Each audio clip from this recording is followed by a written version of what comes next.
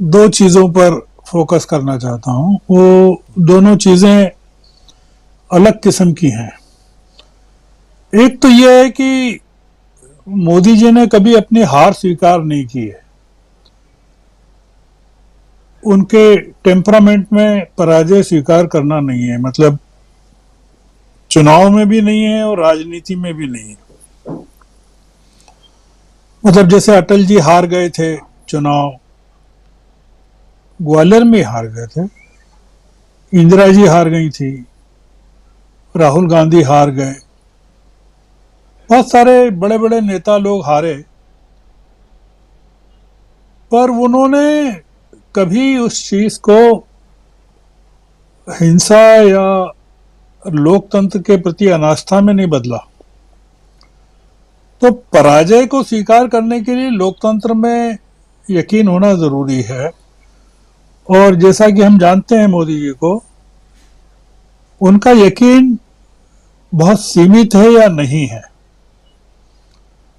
तो हमको जिस चीज से डरना चाहिए वो ये कि मोदी जी देश की राजनीति को अपनी सत्ता के लिए किस हद तक, किस सीमा तक ले जा सकते हैं।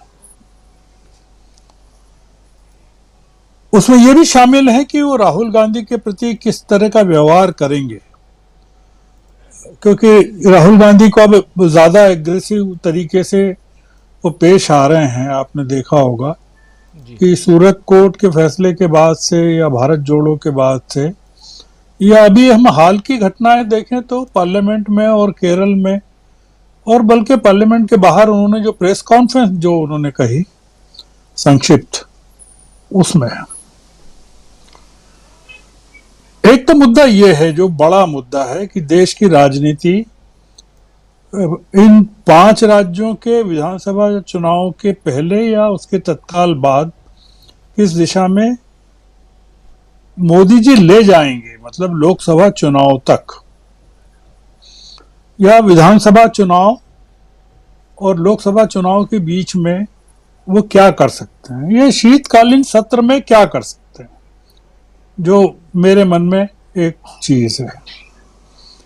दूसरा ये जो इन्होंने प्रशांत जी ने कहा, मैं उसको आगे बढ़ाता हूं। मैं कहना चाहता था कि आपने देखा होगा कि आरएसएस ने अभी जब से ये मणिपुर का पूरा प्रकरण हुआ है, हमको आरएसएस की तरफ से कुछ सुनाई नहीं दिया है। मतलब जैसे आरएसएस है ही नहीं इस देश में। न तो वो अल्पसंख्यकों के बारे में कुछ कह रहे हैं, न उन्होंने मणिपुर के बारे में कुछ कहा, न विपक्ष के बारे में कुछ कहा, न हिंदू राष्ट्र के बारे में कुछ कहा, न मुसलमानों की आबादी को लेकर कुछ कहा, ज्ञान व्यापी को लेकर भी कुछ नहीं कहा, जो विवाद चल रहा है, जबकि सबसे आगे वो लोग रहे थे। और जबकि आपको भागवत का याद हो कि अब हमको हर जगह उनकी प्रतिमा को ढूंढना बंद कर देना चाहिए, भगवान की हर मंदिर में। आरएसएस का सबसे ज्यादा काम राजीव जी नॉर्थ ईस्ट में था। 1980 के बाद से वो लोग सबसे ज्यादा फोकस उन्होंने नॉर्थ ईस्ट में किया था, क्योंकि जो क्रिश्चियन मिशनरीज ने जो भारत में प्रवेश किया था वो नॉर्थ ईस्ट से किया था। ईस्ट इंडिया कंपनी का जो प्रवेश हुआ था वो भी पूर्व से हुआ था। और मणिपुर ने आरएसएस की पिछले 40 सालों की मेहनत को धो दिया है। हम अंदाज लगा सकते हैं केवल कि मणिपुर को लेकर राहुल गांधी से ज्यादा नरेंद्र मोदी के प्रति आरएसएस नाराज है। मैं एक थोड़ा सा कल्पना कर रहा हूं, जो सही भी हो सकती है और गलत भी हो सकती है। सबसे ज्यादा नुकसान आरएसएस को होगा ये जो मणिपुर की घटना है, क्योंकि आरएसएस को वाइंड अप करना पड़ेगा असम तक अपने पूरे कामकाज को, क्योंकि जो माइनॉरिटीज प्रभावित हुई हैं, कुकीज हैं या क्रिश्चियंस हैं, मेजोरिटी क्रिश्चियंस हैं उस इलाके में, और इसका असर त्रिपुरा में भी पड़ेगा और मणिपुर में भी पड़ेगा और असम में भी पड़ेगा। दूसरा ये कि ये जो मणिपुर का परिणाम है वो मध्य प्रदेश, छत्तीसगढ़ और राजस्थान में बीजेपी को बहुत ज्यादा नुकसान करेगा। मतलब मध्य प्रदेश में ऑलरेडी एंटी इनकम्बेंसी थी, उसको और एग्रेवेट करेगा, और राजस्थान में और छत्तीसगढ़ में कांग्रेस की हुकूमतों को बचाने में मदद करेगा।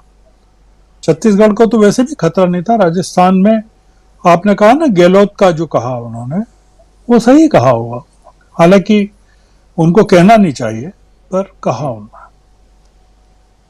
आरएसएस को सबसे ज्यादा नुकसान हिंदी भाषी क्षेत्रों में होगा, जो मध्य प्रदेश उनका गढ़ है, जहां से बड़े बड़े नेता आरएसएस के पैदा हुए हैं, निकले हैं।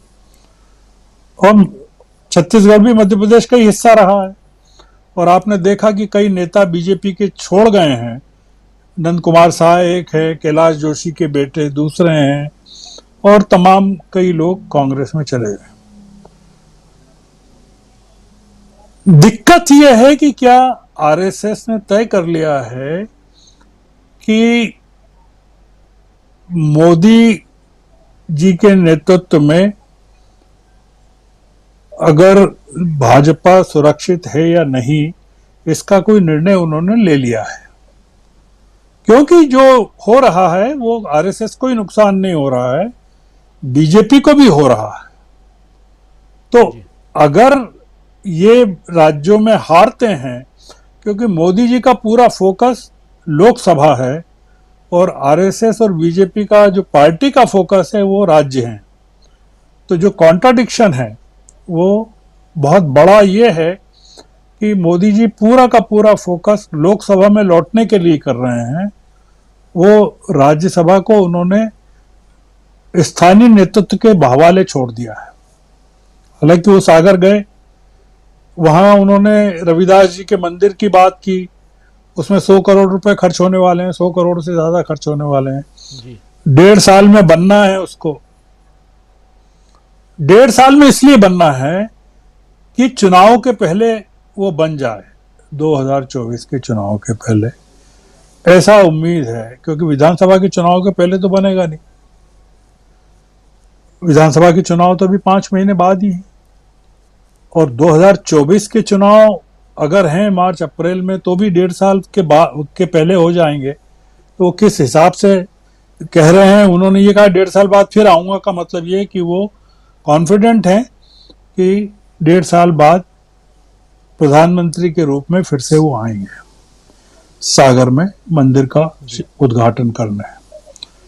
ये पूरा का पूरा जो इंटरनल पॉलिटिक्स है उसका प्रभाव आप देखेंगे। 2-3 चीजें नोट करना चाहिए कि अविश्वास प्रस्ताव पर राजनाथ सिंह नहीं बोले, गडकरी नहीं बोले, बड़े बड़े नेता नहीं बोले बीजेपी की तरफ से। कौन बोला बड़े नेताओं में? अमित शाह के अलावा और कौन बोला? अगर आपको कुछ ध्यान हो तो आप बताइए। स्मृति ईरानी बोली और निर्मला सीतारमण बोली। हाँ, तो आप बताइए निर्मला सीतारमण क्या बोली?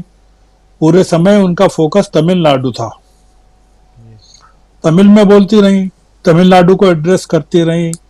टीएस बालू ने जो इश्यू उठाए थे मेडिकल कॉलेज के और तमाम, उसको एड्रेस करती रही, और प्रधानमंत्री ने भी तमिलनाडु की तारीफ की अपने भाषण में जी। कि जो एक बहुत बड़ा इलाका साउथ का इनके हाथ से छूट रहा है, तो वो ये जो बहुत बड़ा नुकसान होने वाला है बीजेपी को और आरएसएस को, वो उसकी चिंता अलग है। और मोदी जी को उस चीज की कितनी चिंता है वो एक अलग चीज है। तो ये जो इन्होंने टंडन जी ने जो बात छेड़ी, मैं उसको थोड़ा सा मैंने एलोबरेट किया है, और इसके नुकसान के बारे में आरएसएस की चिंता बहुत बड़ी चिंता हो सकती है, क्योंकि एक क्लोज डोर ऑर्गेनाइजेशन है आरएसएस, उसकी बातें बाहर नहीं आती हैं। और आरएसएस को कर्नाटक का सबसे बड़ा धक्का तो लगा ही है। जो दत्तात्रेय हसबोल हैं वो शिमोगा के हैं, कर्नाटक के हैं, और वहाँ आरएसएस का बड़ा काम है दत्तात्रेय हसबोल को लाने में एक पैरेलली मोदी, ये भागवत के पैरेलल एक बड़ा नेता खड़ा करने में केंद्र की भी बड़ी भूमिका रही है, इनकी रही है, मोदी जी की। तो वो नुकसान तो बहुत बड़ा हुआ है। कुल मिलाकर इसका जो बहुत बड़ा नुकसान होगा वो आरएसएस को होगा। और वो आरएसएस अगर विड्रॉ करती है, शांत रहती है, कूल रहती है, तो वो राज्यों में विधानसभा के चुनाव में होगा और उसका इम्पैक्ट फिर लोकसभा तक जाएगा। ये एक बड़ा, मैं जो मेरे मन में विश्लेषण है वो मैंने आपके सामने रखा। इसमें आखिरी बात यह है, वो ये है कि क्या प्रधानमंत्री जी लोकतांत्रिक तरीकों से ही 2024 का चुनाव लड़ेंगे। जिस तरह से इलेक्शन कमीशन को लेकर जो बिल पेश हुआ राज्यसभा में, मुख्य चुनाव आयुक्त की नियुक्ति को लेकर और दूसरे आयुक्त की नियुक्ति को लेकर, लोग सुप्रीम कोर्ट की भावनाओं को खत्म कर दिया गया पूरी तरह से। वो जो कमेटी सुप्रीम कोर्ट ने कहा था कि जो 3 लोगों की बने उसमें चीफ जस्टिस हो, लीडर ऑफ अपोजिशन और पीएम हो, तो जो विधेयक पेश हुआ उसमें चीफ जस्टिस को हटा दिया गया है और उसमें एक मंत्री को जोड़ दिया गया है, केंद्रीय मंत्रिमंडल। तो कई चीजें राजीव जी एक साथ चल रही हैं, देखिए। और वो राहुल गांधी की लड़ाई अलग चल रही है और एक और बिल पेश हुआ है, वो आप पता ही है, आईपीसी और सीआरपीसी और एविडेंस, वो देखा मैंने, देख लिया। और जिसको अभी संसदीय कमेटी को भेजने का आग्रह, अनुरोध जो भी कह लें, वो अमित शाह ने ही किया है। लेकिन उसकी धाराओं को अगर पढ़ें, आपने पढ़ा ही होगा, उस पर खूब चर्चा चल रही है। उससे राजद्रोह को या देशद्रोह को हटा तो दिया गया है, लेकिन बहुत ऐसी सारी जो चीज़ें हैं उसमें जोड़ी गई हैं। जैसे आप प्रोटेस्ट कर रहे हैं, आप रेलवे पटरी पे प्रोटेस्ट कर रहे हैं या और कई जगहों पे, तो उसके कारण क्या कुछ होगा, बहुत कुछ है। उस पर एक अलग से वीडियो या अलग से हम लोग बातचीत करेंगे। लेकिन वो बहुत, जो आप कह रहे हैं, ये सिर्फ इलेक्शन कमीशन ही नहीं, ये भी एक महत्वपूर्ण पहलू है जो आने वाले समय में बहुत ज़्यादा इफेक्ट हमारे आपके सबके जीवन पर पड़ने वाला है। गर्ग साहब, तो ये कई चीजें चल रही है। एक जो चीज आपने नोटिस की कि नहीं की, कि जो मीडिया है, मतलब मीडिया, गोदी मीडिया से अलग वाला जो मीडिया है, वैकल्पिक मीडिया, जो समानांतर मीडिया है, उसमें जो तथाकथित धर्मनिरपेक्ष या लिबरल या लेफ्ट के नाम से जो लोग बहस में हिस्सा ले रहे हैं, वो सबसे ज्यादा तारीफ अमित शाह की कर रहे हैं, पार्लियामेंट में उनके परफॉर्मेंस की कर रहे हैं। और जब मोदी जी बोले, उसके पिछले दिन भी उनका जो परफॉर्मेंस रहा उसकी भी तारीफ की, और अगले दिन भी तारीफ की गई। मैं इसमें बहुत सारी चीजें पढ़ने की कोशिश कर रहा हूं और प्रधानमंत्री भी अमित शाह जी की तारीफ कर रहे हैं। और अमित शाह जी ने अपने आप को जो पेश किया इस पूरे प्रसंग में, वो प्राइम मिनिस्टरियल कैंडिडेट के रूप में या विकल्प के रूप में उनकी छवि को पेश किया गया। और जब वो भाषण देके 2 घंटे का नीचे बैठते हैं तो सबसे ज्यादा गर्मजोशी से हाथ उनसे राजनाथ सिंह को मिलाते हुए दिखाया गया है। कई चीजें अगर हम लोग बारीकी से पढ़ना शुरू करेंगे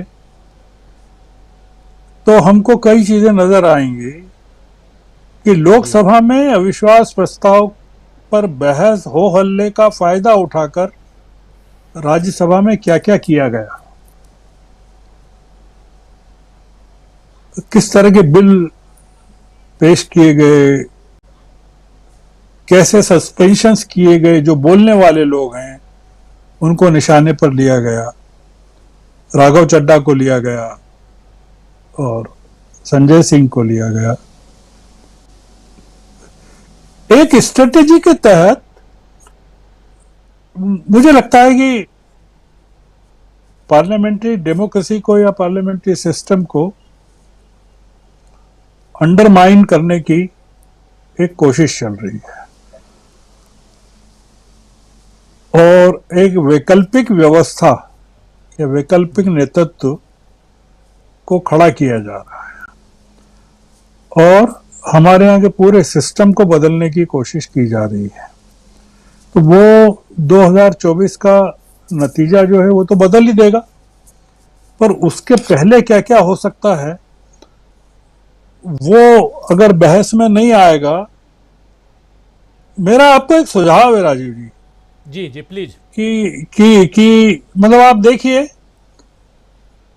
कि ये जो चीजें हैं जो सीआरपीसी में या आईपीसी में ये डाटा प्रोटेक्शन बिल जो लाया गया, जी जी, ये जो आया, एविडेंस एक्ट में जो चेंज हुए हैं, या